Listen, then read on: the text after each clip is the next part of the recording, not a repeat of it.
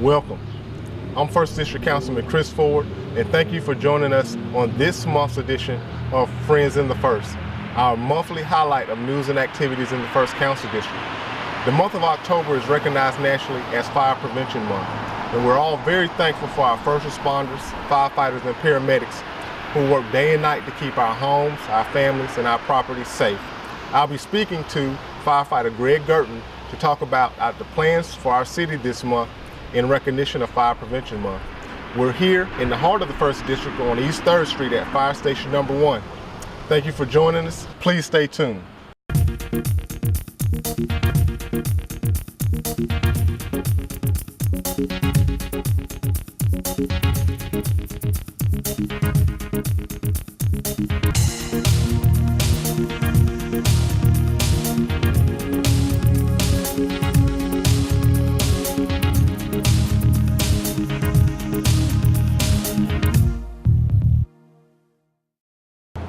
Welcome back.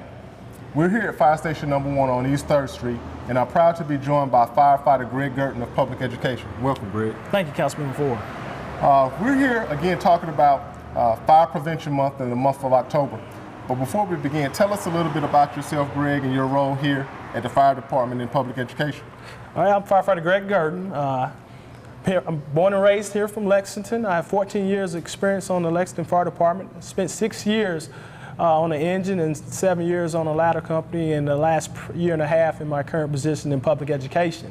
Okay, now tell us a little bit more about public education. Again, you guys are going to be quite busy this month. Tell us a little bit about your specialized role in that division. Right. Public education gives us the opportunity to go out, interact with the kids, and teach fire safety tips.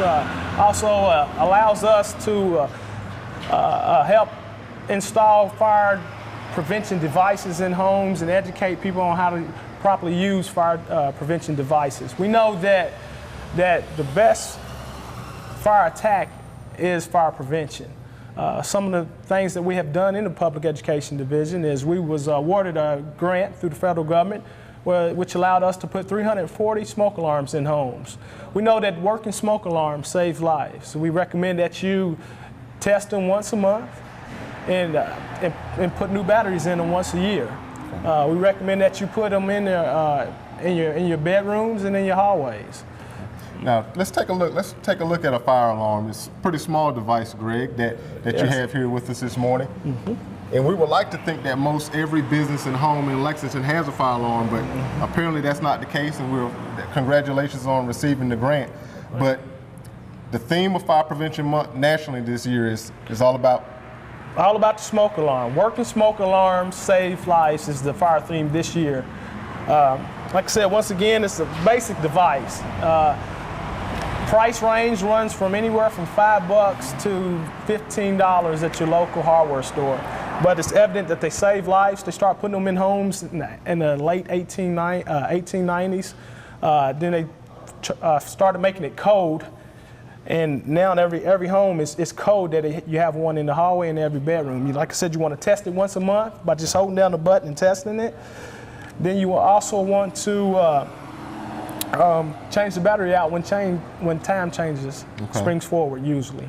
Well, pretty good. So that's just one of the basic tips that families can make sure that they pay attention to.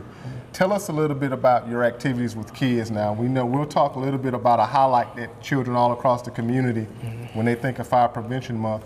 But what are other ways this month and throughout the year that you guys engage our local youth and our school kids? Okay. Yes, we like I said, we in and out of the schools and the neighborhood associations, and some of the things that we teach is a stop, drop, and roll if your clothes was to catch on fire. We encourage every home to have an exit plan. We're creatures of habit. We always like to go out the door that we come in.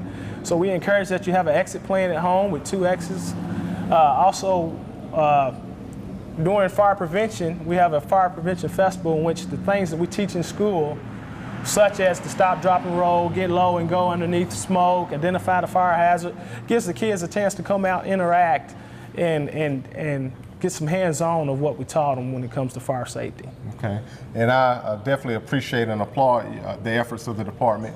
We're familiar, of course, both being youth football coaches and you coach baseball as well.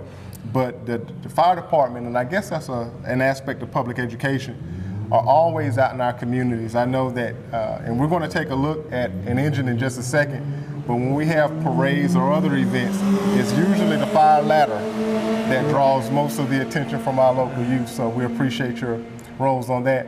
We're going to take a quick break, and this is a perfect segue into taking a look hands-on about in regards to one of the engines that we have here. All right. We're going to take just a quick break. We'll be right back. Welcome back. Again, our focus is on public education for our Lexington Fire Department. We're going to now turn and have an interactive exercise, if we will, Firefighter Gurton. We're here at Engine 1. Tell us a little bit about what we have here. I know you guys give demonstrations from time to time out in the community, but just tell us a little bit about this engine and what we have to help fight fires. This is Engine 1. Once again, it's stationed at our headquarters downtown. Very, very, very busy engine. It's one of our busier companies. All our engines primarily carry it's what we call a cross-lay section. It's 150-foot 1 3/4 attack hose with a nozzle on it. Working back, it's a large diameter discharges in case we wanted to feed a ladder truck, pump, sprinkler system. This is where we would get a large diameter hose that's located in the back hose bed, hook up to here, and supply a ladder truck, a sprinkler system, or another engine if we was doing some relay pumping. Okay, but it's the engine primarily that is first on the scene to help attack the fire. Yes, the engine's primary responsibility on the fire is the first thing the engine is going to be to suppress the fire. They want to confine the fire, locate the fire, confine the fire, and extinguish the fire. So. We also, all our engines typically half of them have what we call our first responders, which everybody on the fire department is EMTs. So we have, this is our basic EMS compartment. Have an AED, oxygen, and this is the general first aid bag. Okay. Spine board, a KED, and this is what we carry all our, like I said, first aid equipment, generally speaking, on what we consider our officer side. Okay. Then working our way down to the back of the engine, this is where we get into some of our tools. This is our forcible entry tools. Most of these tools are used for prying, pulling, various different material. This is right here is what we call our irons, which is probably more than likely most firefighters, first thing they grab on an actual fire scene or something.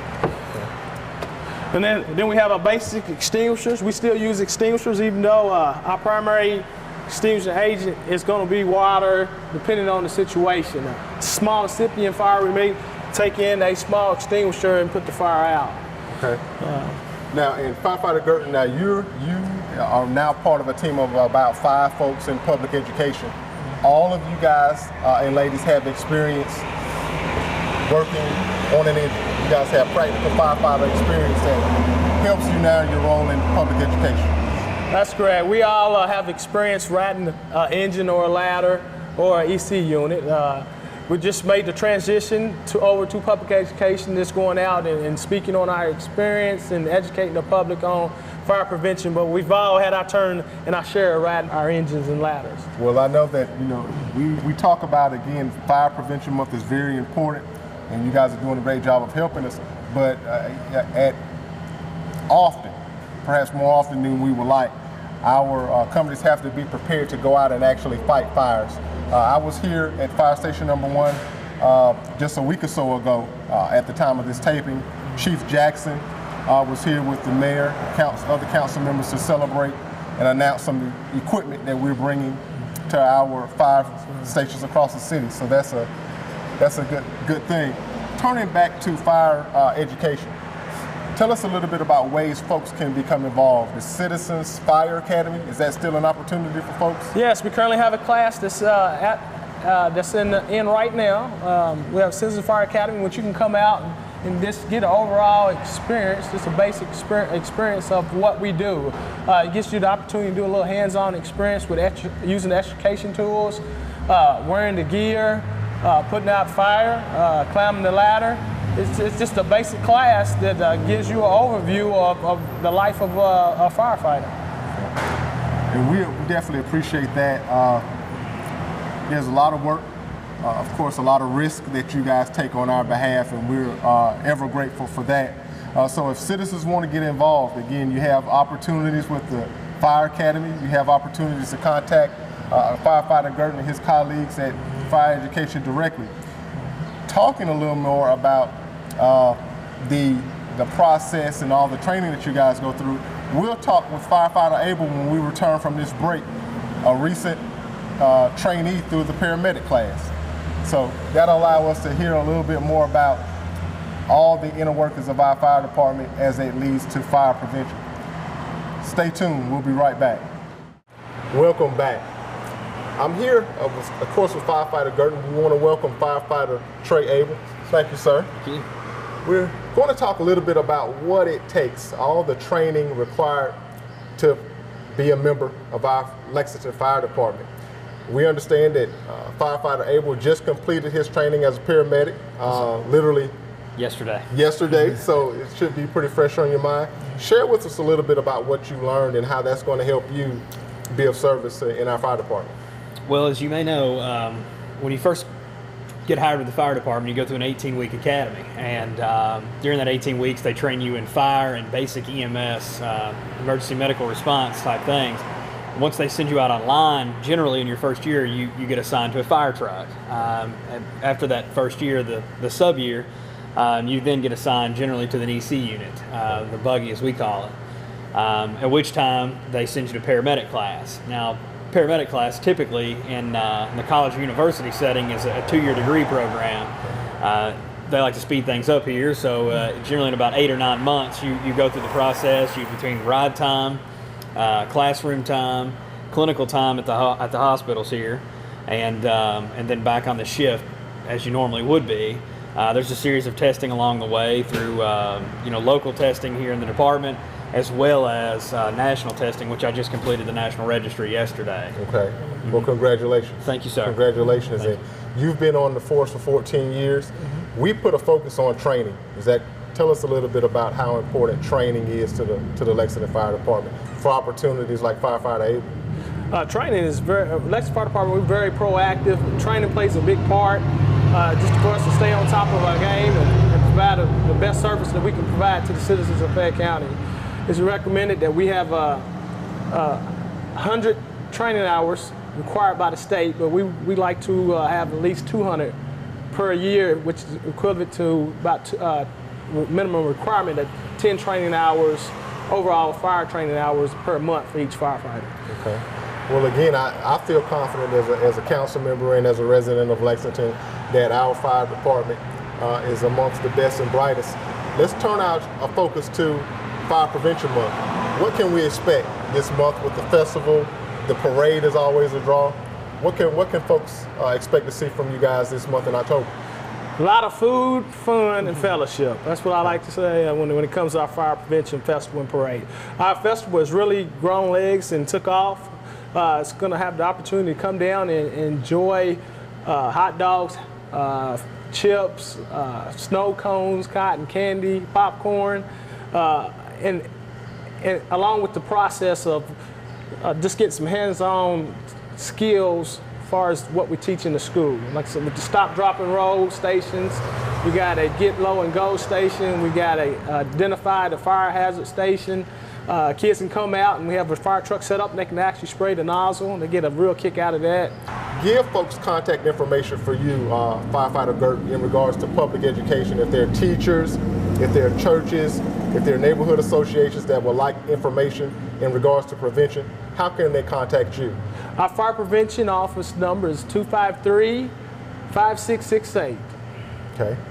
And Firefighter Abel, any closing comments you want to share with us? Are you glad that the training is over, ready to put it to use? It is a good relief, but yes, now I'm ready to put it to good use. Okay. Sir, thank you for your work. Thank you. We appreciate your time, Firefighter Gurton. Thank you for asking. Thanks, sir. And we thank you for joining us for the October 2014 edition of Friends in the First. I'm Councilmember Chris Ford. Thanks for watching.